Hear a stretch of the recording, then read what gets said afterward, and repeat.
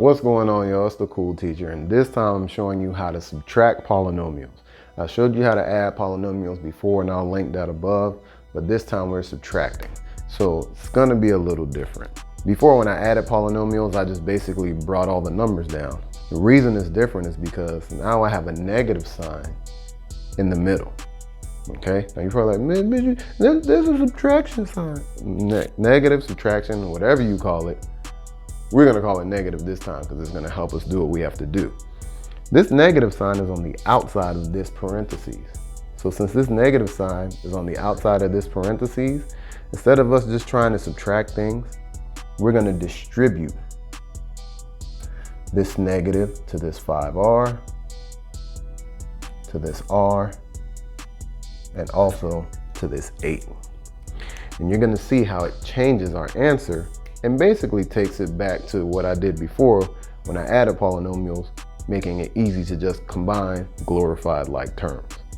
So when I transfer over this negative, remember distributing a negative, you're like, it doesn't have a number. It's like an imaginary 1 is here, okay? So just imagine that. So -1 times a -5r squared, that's gonna turn it into a positive 5r squared. Because remember, a negative times a negative gives me a positive. Negative times a positive r, remember negative times a positive or opposite signs make it negative, so that's gonna turn into a negative r, and this is gonna turn into a -8. Now I can bring everything else down because I didn't mess with this at all. So I'm just gonna bring down my -1, positive 2r, -9r to the third. Now I'm doing exactly what I did before, which is just combining like terms. So let's go ahead and get that done. -9r to the third. Remember, the exponents change the value. So just because this has a r and this has a r, this has a r, doesn't make it like this. This is r to the third. Anything else r to the third? No, there does not. So go on to my next number, okay? Here I have a positive 2r. Hit this with the double underline because this is different from this. Is there anything else with just an r? Actually, this right here. You're probably like, it doesn't have a number with it. Let me show you something here. It's an imaginary 1 here as well, okay? They don't tell you that, but I'm telling you.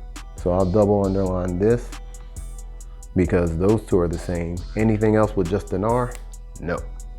All right, next up, I have a constant, which is basically my -1. So I'm gonna hit this with a triple underline because it's different from these two.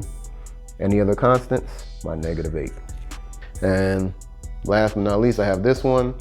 There's no other r squared, so I'm gonna just leave that blank.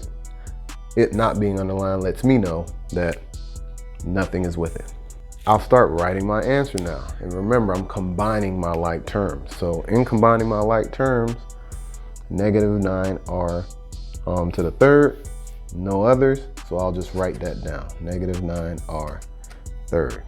Remember, we do descending order when doing these. Descending order means this is the highest power. I have to look for the next next lowest power, which is to the second, next lowest power to that, which would be this, and then my constants, okay? Doing descending order is more than likely how your answers are gonna be written on your tests or quizzes or whatever math things you're working on. That's how they'll look. So I'm doing descending order to help you out, okay? So I'll cross that out.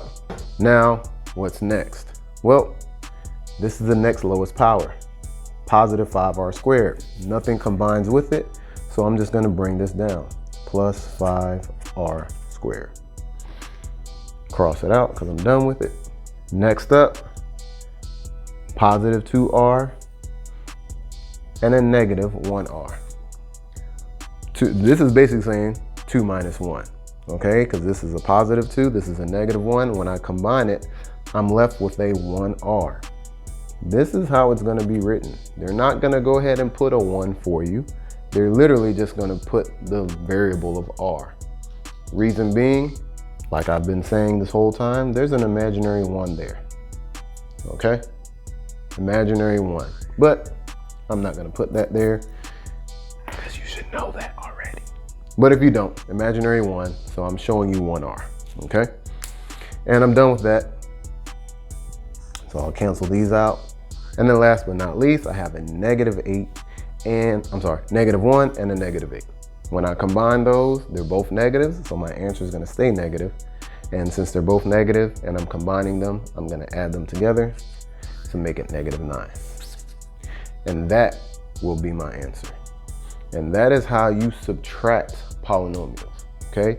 We wanna make sure in the beginning that we are distributing that negative, okay? Distribute the negative, and then from there, it just makes it easy by combining like terms.